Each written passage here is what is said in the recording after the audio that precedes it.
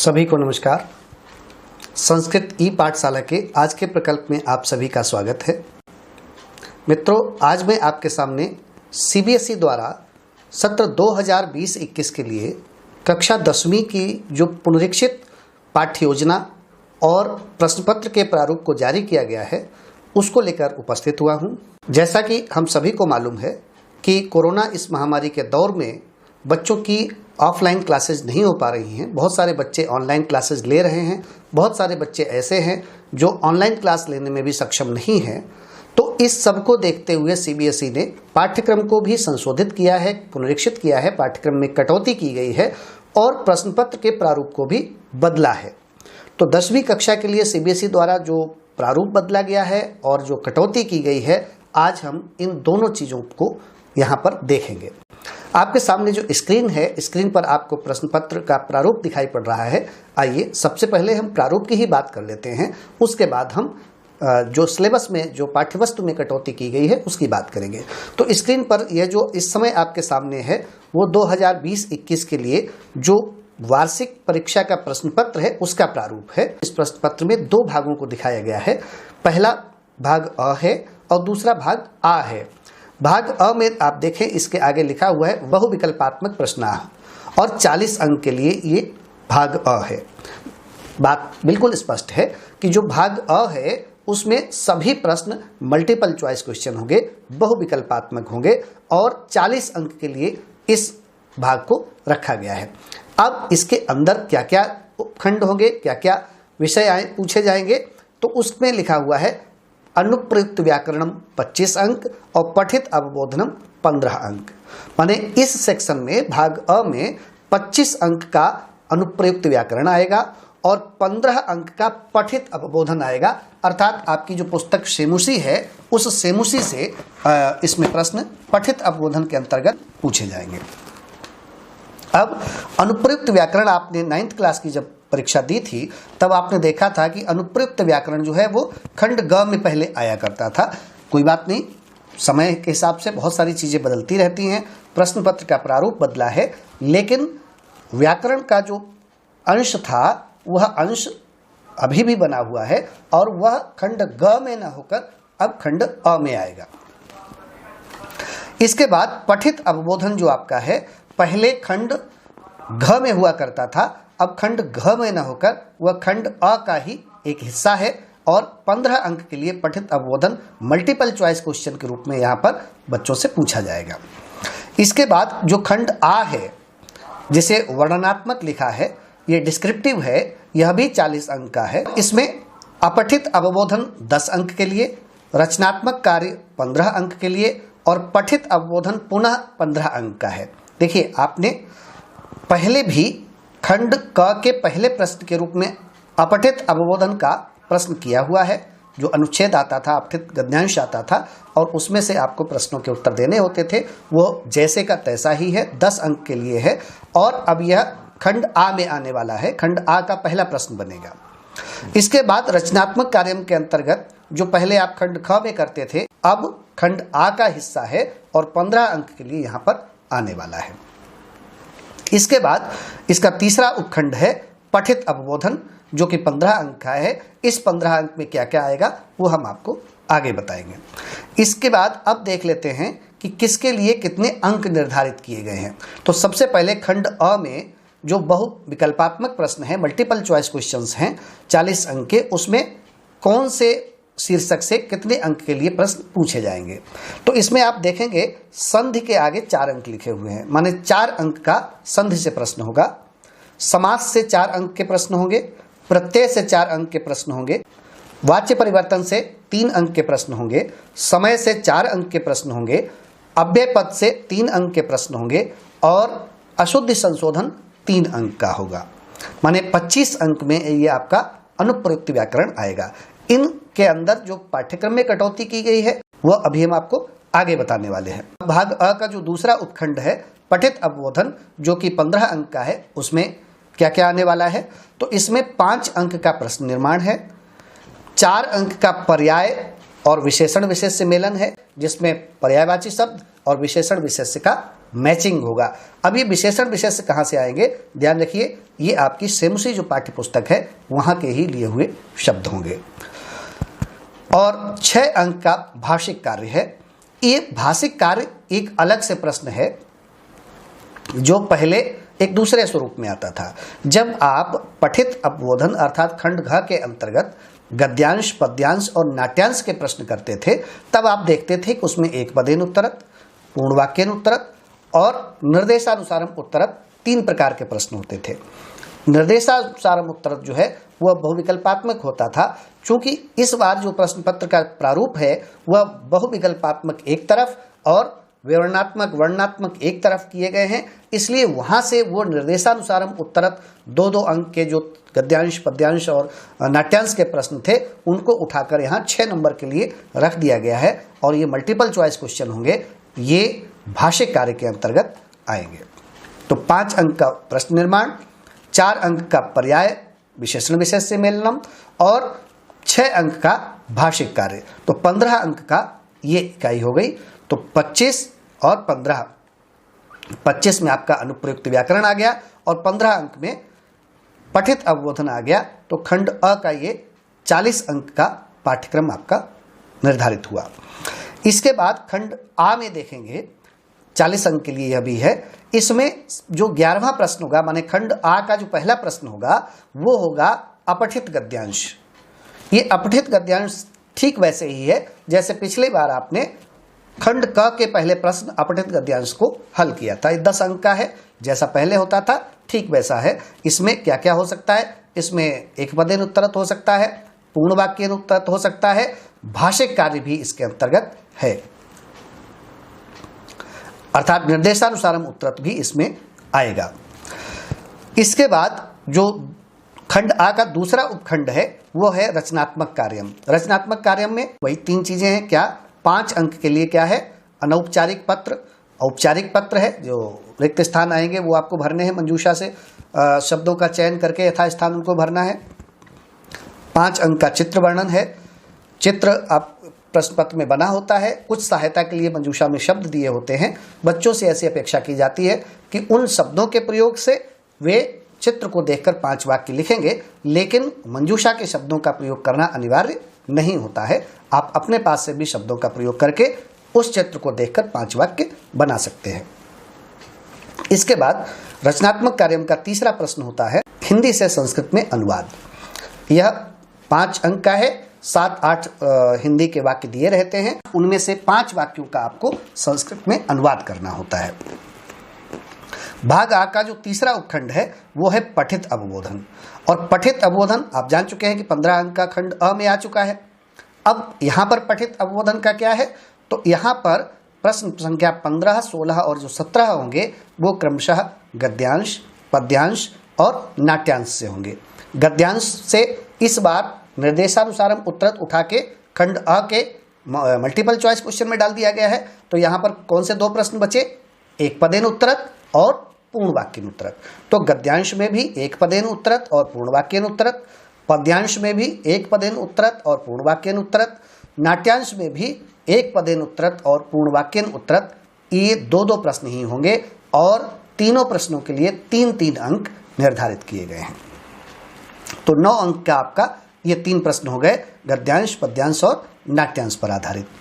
उसके बाद प्रश्न संख्या जो 18 होगा वह अन्वय अथवा भावार्थ लेखन है। आप पहले भी इस प्रश्न को करते रहे हैं। पहले यह 4 अंक का प्रश्न होता था, अब यह प्रश्न 2 अंक का है कि इसमें एक श्लोक आएगा, उसमें 4 रिक्त स्थान होंगे, मंजूषा में शब्द दिए होंगे, उनका चयन करके आपको यथास्थान लिखना होगा। और इस सेक्शन में जो अंतिम प्रश्न होगा वो प्रश्न होगा घटना क्रमानुसारम वाक्य लिखना। जो सेमुसी पाठ्य पुस्तक है वहां से किसी पाठ से कुछ वाक्यों को लिया जाएगा, घटनाक्रम के अनुसार उन वाक्यों का आपको पुनः लेखन करना है। तो इस तरीके से खंड आ जो है, जो दूसरा खंड है, वह 40 अंक का हो गया। इसमें क्या क्या आपको दिखाई पड़ा? इसमें आपको दिखाई पड़ा 10 अंक का अपठित अवबोधन, 15 अंक का रचनात्मक कार्य और 15 अंक का पठित अवबोधन। तो अगर हम समग्रता से देखें तो प्रश्न पत्र में क्या आने वाला है? प्रश्न पत्र में 30 अंक का सेमुसी आधारित पाठ्यक्रम होगा, माने पठित अवबोधन होगा, 25 अंक का अनुप्रयुक्त व्याकरण होगा, 10 अंक का अपठित अनुच्छेद होगा और 15 अंक का रचनात्मक कार्य होगा। कुल मिलाकर यह 80 अंक आपके लिए हो गए। तो जो परिवर्तन हुआ है वह प्रश्न पत्र के प्रारूप में हुआ है, अंकों में कोई परिवर्तन नहीं हुआ है। 80 अंक का प्रश्न पत्र आपके लिए पिछली बार भी था, 80 अंक का प्रश्न पत्र इस बार भी आपके लिए आएगा। अब देखते हैं कि 2020-21 के लिए जो कटौती के बाद पाठ्य वस्तु बची है वो क्या है। सबसे पहले यहां पर लिखा है, आपकी स्क्रीन पर दिखाई पड़ रहा होगा आपको कि संधि कार्य। संधि कार्य में व्यंजन संधि के अंतर्गत 2 प्रक्रियाएं दिखाई गई हैं। यहाँ पर कौन सी 2 प्रक्रियाएं हैं? एक है वर्गीय प्रथम वर्ण से तृतीय वर्ण में परिवर्तनम, माने वर्गों के प्रथम वर्ण का तृतीय वर्ण में परिवर्तन, ये 2 अंक के लिए होगा। और दूसरा है प्रथम वर्ण के स्थान पर पंचम वर्ण में परिवर्तन। दूसरी विसर्ग संधि है। विसर्ग संधि में उत्तो प्रक्रिया और विसर्ग के स्थान पर तीनों प्रकार के श जो होते हैं उनका होना। तो 2 अंक का ये प्रश्न है, माने संधि में 4 शीर्षक हैं, 4 प्रक्रियाएं हैं, प्रत्येक प्रक्रिया से एक एक प्रश्न आपको हल करना होगा। उसके बाद समास है। समास में 3 समास पाठ्यक्रम में है और 3 समासों में भी कुछ प्रक्रियाएं कम की गई हैं। जैसे तत्पुरुष में केवल विभक्ति तत्पुरुष पाठ्यक्रम में बचा हुआ है। अव्ययी भाव समास में केवल 6 पैटर्न आपको याद करने हैं। इसके बाद द्वंद्व समास में केवल इतरेतर द्वंद्व का अभ्यास करना है। इसके बाद अगला प्रश्न होगा प्रत्यय का। प्रत्यय भी 4 अंक का है और इसमें केवल 3 प्रत्यय आपको पढ़ने हैं इस वर्ष के लिए। कौन से? तद्धित के अंतर्गत मतुप और त्व प्रत्यय, और स्त्री प्रत्यय के अंतर्गत केवल टाप प्रत्यय। बाकी प्रत्ययों को पाठ्यक्रम से इस वर्ष के लिए हटा दिया गया है। तो 4 अंक के लिए केवल 3 प्रत्यय आपको तैयार करने हैं। बहुत आसान है, थोड़ा सा प्रयास करेंगे तो ये हो जाएगा। इसके बाद अगला जो प्रश्न होगा, हाँ, प्रत्यय में एक चीज और आपको याद रखनी है, तद्धित के जो 2 प्रत्यय हैं वहां से 3 प्रश्न आने हैं और स्त्री प्रत्यय में जो टाप प्रत्यय है उसमें सिर्फ 1 प्रश्न आना है। अर्थात स्त्री प्रत्यय में जो टाप प्रत्यय है वो 1 अंक का है और तद्धित प्रत्यय में जो मतुप और त्व प्रत्यय हैं वो 3 अंक के लिए हैं। यहां से 3 प्रश्न पूछे जाएंगे। इसके बाद आता है वाच्य परिवर्तन। तो वाच्य परिवर्तन जैसा पहले था वैसा ही अभी भी है। वाच्य परिवर्तन में केवल लट लकार अर्थात वर्तमान काल के वाक्यों के बारे में ही आपसे रिक्त स्थान भरवाया जाएगा। इसके बाद समय के वही 4 पैटर्न जो पहले पाठ्यक्रम में थे वो अभी भी बने हुए हैं और यह 4 अंक का प्रश्न आपके सामने आएगा। अव्यय पद की बात करें तो 3 अंक के लिए अव्यय पद है। अव्यय पद में कौन कौन से अव्यय परीक्षा में आएंगे वो निर्धारित हैं, यहाँ पर लिखे हुए हैं, आपको अपनी स्क्रीन पर दिखाई पड़ रहे होंगे। मैं एक बार पढ़ देता हूँ। उच्चैः च श्वः ह्यः अद्य अत्र तत्र यत्र कुत्र इदानीं अधुना सम्प्रति साम्प्रतं यदा तदा कदा सहसा वृथा शनैः अपि कुतः इतस्ततः यदि तर्हि यावत् और तावत्। इतने प्रत्यय आपके पाठ्यक्रम में हैं। आपको इनके अर्थ याद कर लेने हैं और प्रयोग सीखने हैं। पठित अवबोधन के अंतर्गत देखते हैं तो पठित अवबोधन में जो प्रश्न है वो पहला प्रश्न है रेखांकित पदों को देखकर प्रश्नवाचक शब्दों का रखना, यानी रेखांकित पदों को आधार करके प्रश्नवाचक वाक्यों का निर्माण। 5 अंक का आएगा। पहले भी आप इसका अभ्यास करते रहे हैं। आप अंडरलाइन वाला जो शब्द होता है उसको हटा देते हैं, वहां पर प्रश्नवाचक शब्द को रख देते हैं तो प्रश्नवाचक वाक्यों का निर्माण हो जाता है। इसके बाद 4 अंक के लिए है पर्याय पदानाम, विशेष विशेषण पदानाम व मेलनम अथवा वाक्येषु प्रयोगः। अब ये 2 प्रकार से प्रश्न आ सकता है, माने मेलन करवाया जाएगा या वाक्यों में इनका प्रयोग करना होगा। तो क्या होगा कि आपके लिए रिक्त स्थान दिया होगा, मंजूषा में शब्द दिए होंगे, आपको वहां से उठाकर वाक्यों में प्रयोग करना होगा। इसके बाद भाषिक कार्य के अंतर्गत जो चीजें पूछी जाएंगी उसमें कर्ता और क्रिया के पद का चयन। आपसे प्रश्न आता था ना कि अस्मिन् वाक्ये कर्तृपदम किम, अस्मिन् वाक्ये क्रियापदम किम, तो वही है कि या तो क्रियापद पूछा जाएगा या कर्तृपद पूछा जाएगा। विशेषण विशेष्य चयनम, या तो विशेषण पूछा जाएगा, दो शब्दों में विशेष्य पद कौन सा है, या दो शब्दों में विशेषण पद कौन सा है, ऐसा पूछा जाएगा। या पर्याय या विलोम पद पूछा जाएगा। तो पर्याय या विलोम पद का जब प्रश्न पूछा जाता है तो इस समय छोटी सी एक बात याद रखनी है जो अभी आपको बता देता हूं, वो ये है कि जब पर्याय या विलोम पूछा जाता है तो जो प्रश्न में शब्द होता है जिसका पर्याय या विलोम पूछा जाना है वह अनुच्छेद में नहीं होता है, वो बाहर का शब्द होता है। उसका पर्याय या उसका विलोम हमें अनुच्छेद के अंदर खोज करके उसका उत्तर के रूप में उसको लिखना होता है। अब खंड आ में देखते हैं कि उसमें क्या क्या आना है। तो उसमें वर्णनात्मक है, डिस्क्रिप्टिव है, अपठित गद्यांश पहला आना ही आना है, वो आप जानते हैं। एक पदेन उत्तरत, पूर्ण वाक्यन उत्तरत, निर्देशानुसारम उत्तरत और शीर्षक लेखनम। तो इसमें एक पदेन और पूर्ण वाक्यन, ये माने एक पदेन उत्तरत में 2 प्रश्न, पूर्ण वाक्यन में 2-2 अंक के 2 प्रश्न 4 अंक, शीर्षक लेखनम 1 अंक और अनुच्छेद आधारित भाषिक कार्यम अर्थात निर्देशानुसारम उत्तरत वाला जो प्रश्न है वह 3 अंक का रहेगा। इस निर्देशानुसारम उत्तरत में भी क्या क्या पूछा जाना है, इसमें भी कर्तृपद चयन, क्रियापद चयन, कर्तृक्रिया अन्विति पूछा जाता है कई बार कि इस क्रियापद के लिए किस कर्ता पद का प्रयोग हुआ है अथवा इस कर्ता पद के लिए कौन से क्रियापद का प्रयोग हुआ है। तो ये हो गया कर्तृक्रिया अन्विति। इसके बाद विशेषण विशेष्य का चयन है और पर्याय और विलोम पदों का चयन है।